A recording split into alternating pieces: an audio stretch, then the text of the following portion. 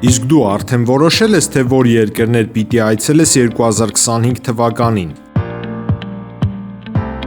Եթե դու էլ ես հոգնել օրեր շարունակ հարցումների անպատասխան մնալուց, դիմիր Travel with N տուրիստական գործակալություն, սպասեցնել չեն տա, անմիջապես կստանաս լավագույն առաջարկները, տուրփաթեթներ, ավիատոմսեր, հյուրանոցների լայն ընտրանի, էքսկուրսիաներ, սոցփաթեթի սպասարկում եւ ամենակարևորը 24/7 ձևաչափով բարեհամբույր սպասարկում։ Travel with N 095 89 20 48 Հրապարակ օրաթերթը գրում է. ՔՊ-ից վտարված պատգամավորներ Հակոբ Ասլանյանն ու Հովիկ Աղազարյանը հերթական փորձությունն են պատրաստել երբեմնի գործընկերների համար։ Նրանք պատրաստվում են շրջանառության մեջ դնել ընտրական օրենսգրքում փոփոխությունների նախագիծ, առաջարկելով քվեարկությունների ժամանակ քվեատուփերը հակառակ շրջված դնել, որպեսզի ընտրողը քվեախցիկում թիկունքով կանգնած լինի ընտրական հանձնաժողովի անդամներին եւ դիտորդներին, եւ նրանք տեսնեն ընտրողի գործողությունները։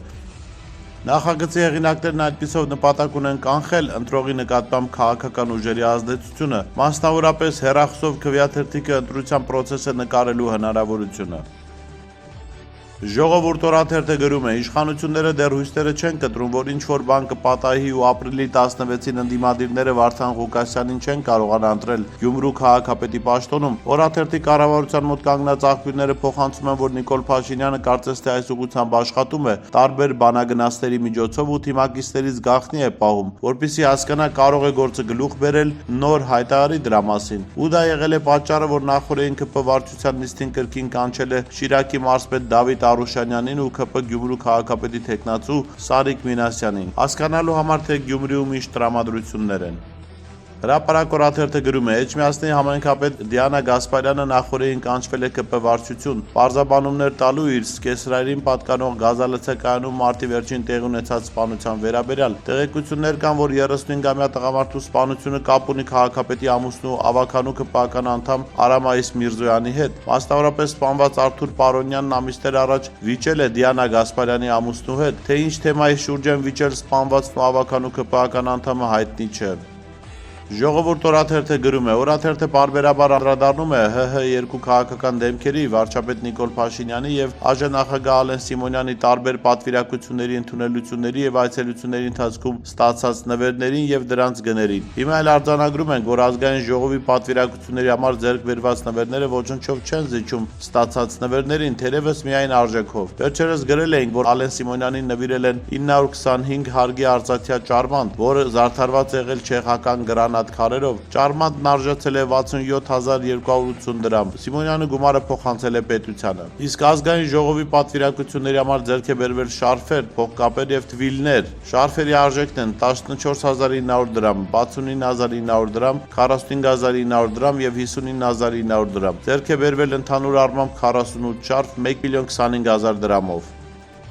Փաստորաթերթը գրում է. ապրիլի 16-ին կկայանա Գյումրու նորընտիր ավականու առաջին նիստը, որի ժամանակ պետք է ընտրվի քաղաքապետ։ Թվում է ամեն ինչ այս առումով արդեն պարզ է, սակայն Նիկոլ Փաշինյանի ԿՊ-ն ԿՊ չէր լինի, եթե կարողանան արժանապատվորեն ընդունել պարտությունը։ Մի շարք ԿՊ-ականներ այս օրերին հայտարարում են, թե ամեն ինչ դեռ առջևում է, ոչինչ դեռ կորած չէ եւ այլն։ Ավելին, նախորդին ԱԺ նախագահն էլ ասել էր, թե իրենք քաղաքապետի թեկնածու են առաջադրելու։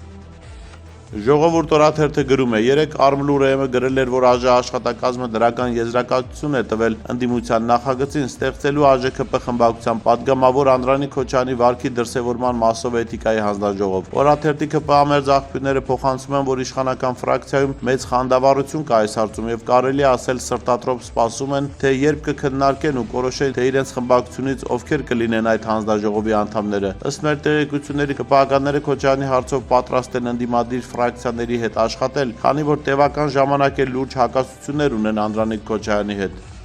Հրապարակ օրաթերթը գրում է. Վիլեն Գաբրելյանի մանդատը վայր դնելուց հետո ԿՊ-ում թեպետ շատերի աչքն է պաշտպանության մշտական հանձնաժողովում նրա թափուր տեղի վրա, սակայն մեր տեղեկություններով այն կզբաղեցնի նրան փոխարինած Արտյոմ Մեհրաբյանը, ռազմաարդյունաբերության կոմիտեի արդեն նախկին նախագահը։ Չնայած Վիլենից հետո ԿՊ ցուցակում հաջորդ 100-րդը Արշակ Օրդուխանյանն է, սակայն նա հրաժարվել է մանդատից, բիզնես գործունեություն է ծավալում եւ 101-րդ համար Արտյոմ Մեհրաբյանն է վերցրել մանդատը։ Ժողովրդավարական հայրենիք կուսակցության փոխնախագահ Ղուկաս Մեհրաբյանի որդին։